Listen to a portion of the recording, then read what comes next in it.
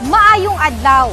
Nakalutan sa mga sakop sa 75th Infantry Battalion sa Philippine Army ang duha ka mga MHA anti-personnel mines o granada sa agianan sa kalasangan nga bahin sa Surigao del Sur. Ang maong mga granada na diskubre ni atong Sabado, Nobyembre 15 ning tuiga sa gipahigayon nga foot patrol sa kasundaluhan, partikular sa Barangay San Pedro sa Marihatag, Surigao del Sur.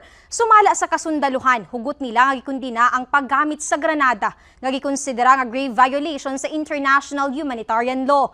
Gani posible nga mobusikad pa kini og mabiktima ang mga inosente nga mga kabatan-unan.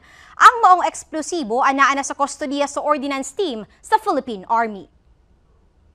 Migraduar na sa Pantawid Pamilyang Pilipino Program con 4Ps ang anaa sa 142 ka mga benepisyaryo nga mga residente sa Tubay, Agusan del Norte ni atong Nobyembre 17 ning tuiga pinaagi sa usa ka exit ceremony. Base sa resulta sa 2025 Social Welfare and Development Indicators kan SWDI nga ang maong mga pamilya nakabot na ang self-sufficient level. Buot pasabot nag-improve na ang ilang kapasidad sa pagpangita alang sa inadlaw-adlaw nga panginahanglan.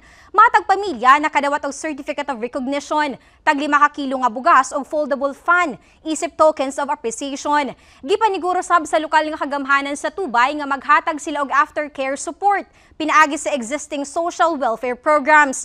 Pamaagi sab kini nga seremonya sa ilang pag-ila sa nahimong sakripisyo ug paningkamot sa matag usa aron nga mapalambo ang ilang kinabuhi.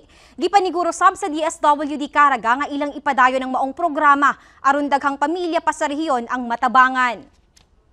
Ug mao kadto ang mga nagunang balita dinhi sa PTV Davao. Ako si Janessa Felix para sa Pambansang TV sa Bagong Pilipinas.